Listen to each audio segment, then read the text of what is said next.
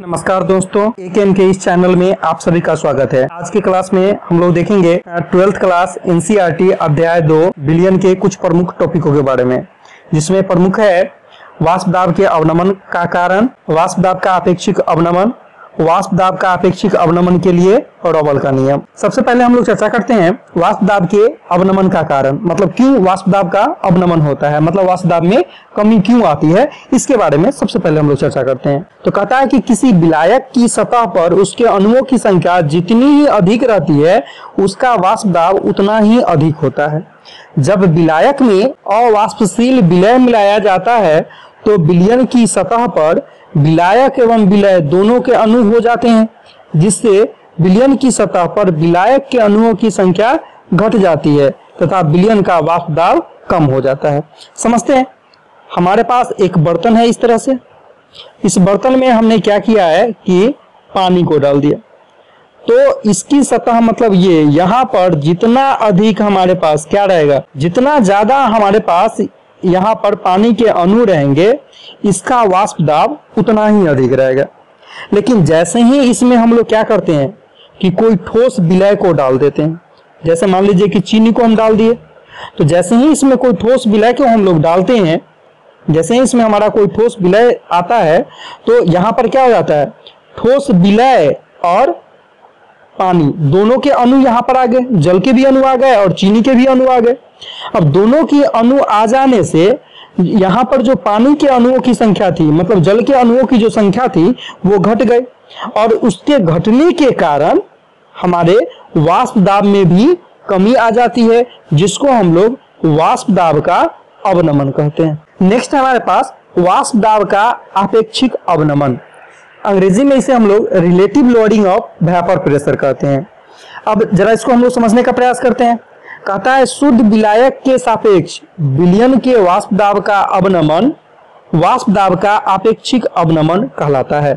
कहा कि अगर हमारे पास कोई शुद्ध विलायक है, जैसे मान लीजिए पानी हमारे पास शुद्ध विलायक है और उसमें हम कोई ठोस पदार्थ विलय को डाल दिए, कोई ठोस विलय को उसमें हम लोग डाल दिए, अब तब जो है उसके वाष्प दाब में कुछ कमी आ जाती है, तो शुद्ध विलायक मतलब पानी का जो वाष्प दाब था उसके सापेक्ष अब जो विलयन का हमारे पास वाष्प दाब है, इसको हम लोग कहते हैं वाष्प दाब का अपेक्षिक अवनमन।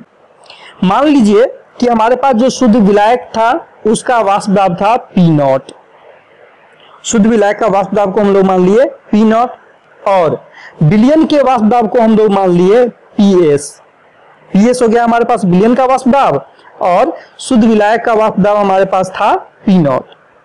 अब वाष्प दाब में अवनमन कितना हुआ, मतलब कमी कितनी आई, तो शुद्ध विलायक का वाष्प दाब हम लोग जानते हैं कि ज्यादा था, मतलब P0, और इसमें से हम लोग माइनस कर देंगे किसका, तो विलयन के वाष्प दाब मतलब PS को अगर घटा देते हैं तो ये कहलाता है हमारे पास वाष्प दाब का अवनमन। अब कहता है कि अपेक्षिक अवनमन, तो अपेक्षिक अवनमन के लिए पीछे हम लोग परिभाषा देखे थे कि शुद्ध विलायक के सापेक्ष वाष्प दाब का जो अवनमन होता है वो कहलाता है हमारा पास अपेक्षिक अवनमन। तो वाष्प दाब का अवनमन हमारे पास क्या था, P0 माइनस PS, और किसके सापेक्ष इसको लेना है, तो इसको लेना है हमें शुद्ध विलायक के सापेक्ष, तो शुद्ध विलायक का हमारे पास वाष्प दाब था क्या, P0। तो इस तरह से हम लोग कह सकते हैं कि वाष्प दाब का अपेक्षिक अवनमन हमारे पास P0 माइनस PS बटा P0 होगा। अब नेक्स्ट टॉपिक हम लोग देखते हैं वाष्प दाब का अपेक्षिक अवनमन के लिए रॉबल का नियम, अंग्रेजी में इसे हम लोग कहेंगे Raoult's law for relative loading of vapour pressure.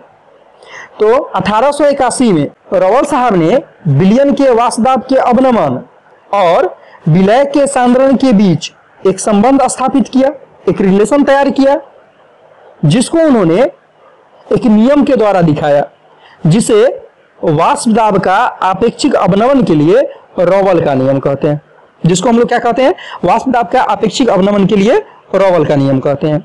इसे देखते हैं, तो रॉबल के नियम के अनुसार अगर देखा जाए तो उन्होंने क्या कहा, रॉबल साहब ने रिलेशन स्थापित करके और कहा क्या कि एक निश्चित ताप पर वाष्प दाब का अपेक्षिक अवनमन विलयन में विलय के मोल प्रभाज के बराबर होता है। मान लिए हम लोग कि विलयन में विलायक के ग्राम अणुओं की संख्या, ग्राम अणु को हम लोग मोल भी कहते हैं, तो ग्राम अणुओं के संख्या को कैपिटल एन मान लिए और विलय के ग्राम अणुओं की संख्या को हम लोग स्मॉल एन मान लिए। विलायक के ग्राम अणुओं की संख्या कैपिटल एन, विलय के ग्राम अणुओं की संख्या स्मॉल एन। तो विलय का मोल प्रभाज, तो हम लोग पीछे मोल प्रभाज को देखे थे, तो मोल प्रभाज क्या कहता था। तब अगर यहाँ पे हमको जैसे विलय का मोल प्रभाज निकालना है, तो विलय के मोल प्रभाज के लिए हमारे पास एक फॉर्मूला था कि विलय के मोलों की संख्या, तो विलय के मोलों की संख्या हमारे पास कितना है, स्मॉल एन बटा बिलियन में उपस्थित कुल मोलों की संख्या। तो बिलियन में हमारे पास क्या होता है, विलायक होता है और विलय होता है। तो विलायक के मोलों की संख्या कैपिटल एन प्लस विलय के मोलों की संख्या स्मॉल एन। तो small n plus capital N अगर कर दिए तो ये विलय में, ये बिलियन में कुल मोलों की संख्या हमें प्राप्त हो गई।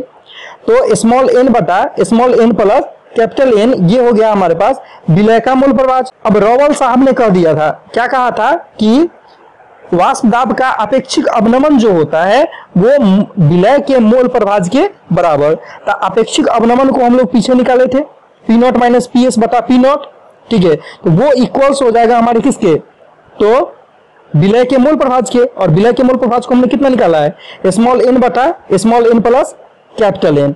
यही तो हमारे पास क्या है, विलय के मोल प्रभाज। तो दोनों को अगर हम लोग इक्वल्स कर देते हैं तो ये कहलाता है हमारे पास रॉवल का नियम। इसी के साथ आज का लेक्चर समाप्त होता है। Thank you for watching this video. Have a great day.